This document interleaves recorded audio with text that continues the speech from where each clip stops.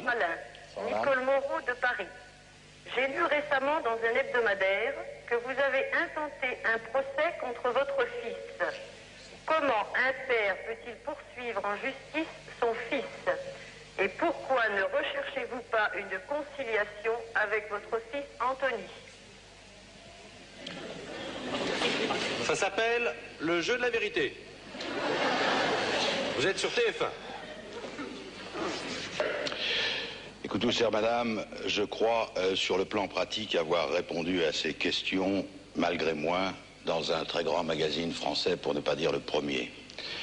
Donc, si vous le voulez bien, j'élèverai le débat, pour ne pas parler de ce qui n'existe pas d'ailleurs, ce genre de procès, ou de blouson, ou de parfum.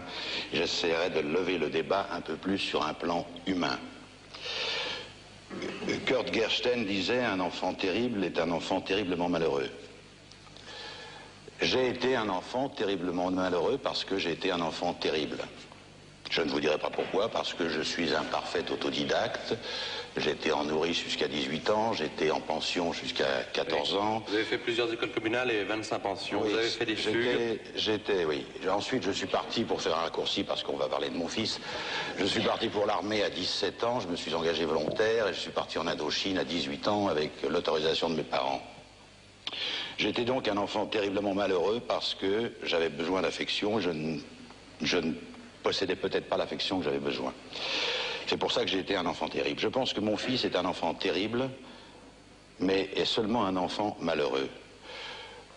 J'ai lu ici et ailleurs, il est difficile d'être le fils d'Alain Delon, il est difficile d'être le fils d'Alain Delon. Oui, bon, c'est quand même, je veux dire, c'est quand même fabuleux d'être Alain Delon, je veux dire, je le dis, je ne vais pas me plaindre. Et d'être le fils d'Alain Delon, c'est pas non plus tellement péjoratif. Il est aussi difficile, j'ai répondu une fois, d'être le père du fils d'Alain Delon. Je crois que le problème en ce qui concerne mon fils sur un plan humain, je crois que mon fils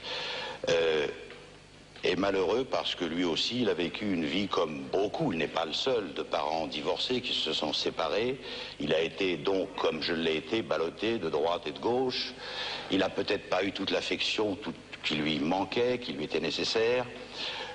J'ai peut-être été, moi, de mon côté, trop dur ou trop rigoriste avec lui. Je voulais lui donner une formation beaucoup plus dure et beaucoup plus importante que la mienne. Je voulais lui apprendre ce qu'était un homme et lui en donner les possibilités pour se lancer dans la vie. Et puis mon fils a, pour exister par lui-même, je veux dire, un petit peu abandonné l'autorité de son père. Il a fui l'autorité de son père pour peut-être chercher une certaine facilité de vie dans le mode de vie de sa mère. C'est une chose qui est connue, je vous le dis. Il n'est pas à moi de choisir. Mon fils a choisi sa vie, il l'a choisi à 18 ans, il m'a quitté pour la mener. Je crois que mon fils traverse un problème d'existence, il a besoin de se trouver une identité et d'exister par lui-même.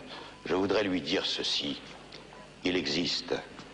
Il existe par lui-même, il existe parce qu'il a un caractère, parce qu'il a un tempérament, parce qu'il a une personnalité, parce qu'il a un cœur gros comme ça, comme celui de son père. Il n'a pas besoin de faire ce qu'il fait pour exister. Son identité, il l'a. Est-ce que vous aimeriez qu'il appelle ce soir? Non, c'est pas ça. Je lui parle, je sais très bien qu'il est devant son téléviseur. Le problème est celui-ci. Il a fui mon autorité, mon fils est terriblement influençable. Donc il est influencé, il vit dans un certain entourage, je veux dire qu'il y a une emprise sur lui. Tout cela parce qu'il a préféré choisir cette influence et cette emprise que celle de son père.